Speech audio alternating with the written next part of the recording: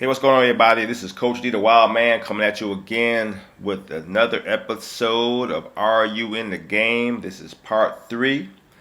All right, we'll get on into it. As I said before, this is for the up-and-coming MMA fighter, trying to figure out their way in this MMA sport and trying to figure out what's the best course of actions to have, some of the things that you should and should not be doing in order to get yourself out there and get you prepared, to have the opportunity to make it to the big time, which is I'm assuming is everybody's goal. They want to have a chance to get to the big shows, the big chances, and get some of the popularity and the fame that comes along with it. But you have to understand a couple of things in that mentality. It's just like any sport. There's so many people doing it. You're gonna have to stand out in order to have a chance to be selected. You know what I'm saying? So you can come from a great gym, you can be part of a great promotion, but if neither one of those are in the game as far as exposure wise, there's a good chance you might not make it. So we're gonna cover some more things. As I said before, starting off, starting an MMA game, why do you want to get involved? What are some of the things that you're looking to accomplish by being an MMA fighter? I also talked about what kind of gym you should pick, and why you should pick it, what to look for in a gym. And I also talked about your amateur career, how important it is to have a great amateur background in getting into the sport of MMA and succeeding at MMA. Having a great amateur background is, in my opinion, key to your success. If you look at every other sport, they have a great amateur background. What they've done in their high school, what they've done in their college, what they've done at camps, pickup games, whatever the case may be. They had a lot of practice before they went pro. So I'm saying the same thing for up-and-coming amateurs. Have a lot of practice before you go pro. Okay? So now I'm going to get on with part 3 of Are You in the Game? Okay. Today we're going to talk about popularity and fan base. What does that mean and what does that entail as it relates to you as an MMA fighter? Okay. If you've been watching social media, if you've been watching YouTubes, if you listen to my podcast, if you've been watching UFC, any major MMA outlet that has a high media attention, what do you hear the most? They're talking about, what the fans have to say, how the fans liked it, how the crowd liked it, what did they, like about the fight or dislike about the fight. Fans. Okay? Because it's the fans that drive the sport. It's the fans that buy the tickets. It's the fans that engage on social media. It's the fans that buy the t-shirts, any other merchandise that comes along with the pay-per-views. It's the fans that do all this. So without a fan base, it's going to be hard for you to grow your name and move forward in the sport of MMA. Okay? And I talk about it a lot. If you go to my pages, MMA Fight Camp or MMA Broadcast or my YouTube channels, it's about how to relate and how to grow your fan base. How to have a conversation with your fans, how to let your fans get involved with your life. That's basically what they're doing. They're getting involved in your life and following what you do.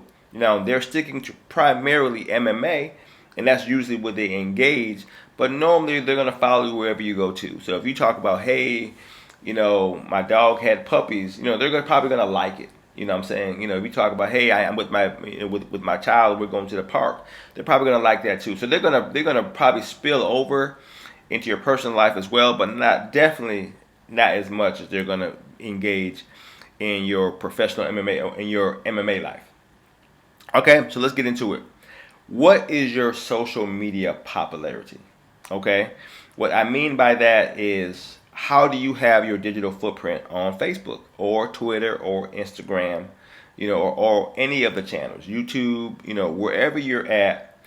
What kind of conversation are you having with your fans? Which is what it comes down to, the engagement with fans. So if you're posting a picture and all you posted a picture and go, hey, this is me, fans go, great, hey, that's a picture of you, awesome. Okay, they may like it, and they're on to the next thing. What did that picture do for that fan? Okay, did they go, hey, That picture lets me know you have a fight coming up? Does that picture let me know how your training is going? Does that picture let me know, um, where can I come see you? What does that picture do? You see what I'm saying? Because once again, it's engagement. Now if you post a picture and you go, hey, this is me. I'm getting ready to head over, to my training camp to get some work in for my upcoming fight on, November so and so. Then that matters to the fan. The fan goes, okay, he's getting ready for a fight coming up. I might want to come see that fight. So you see, I just gave you a social media scenario on how to properly engage with a fan.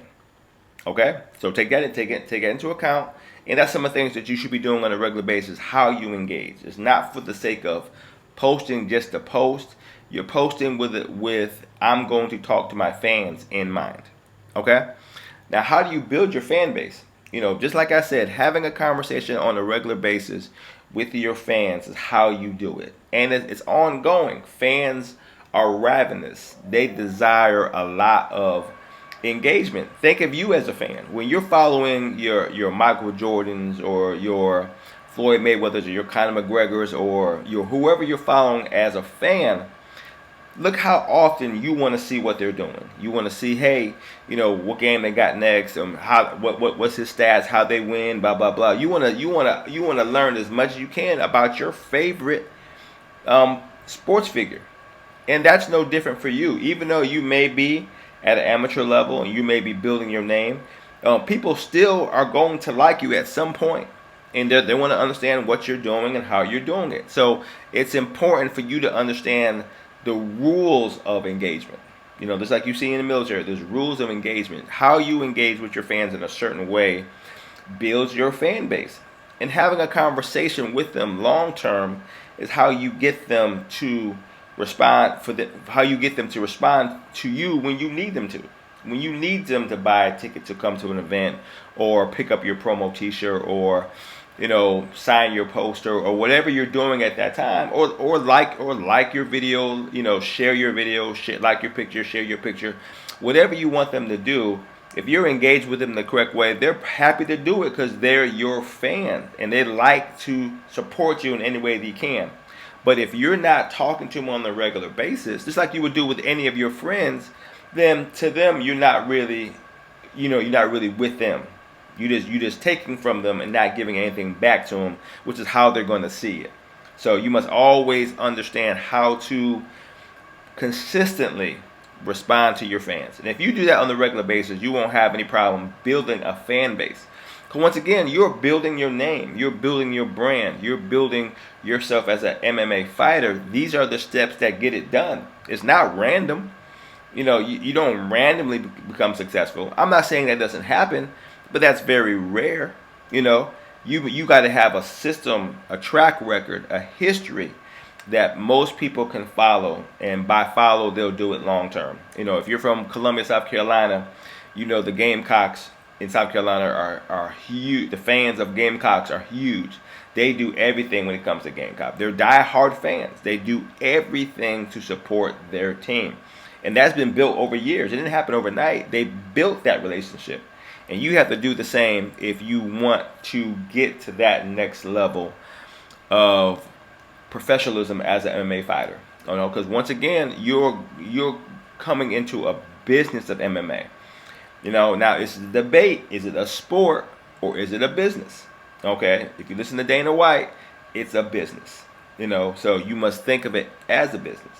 But in the beginning, as you grow your name, for you it's probably just a sport. You enjoy the sport of MMA, okay, and which is fine.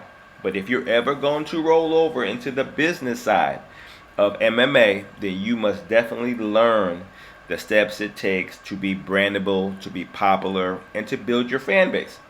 Okay, this is Coach D coming at you again, giving you some tips to follow in growing yourself as an MMA fighter. Building your fan base and your popularity on social media is key to your growth.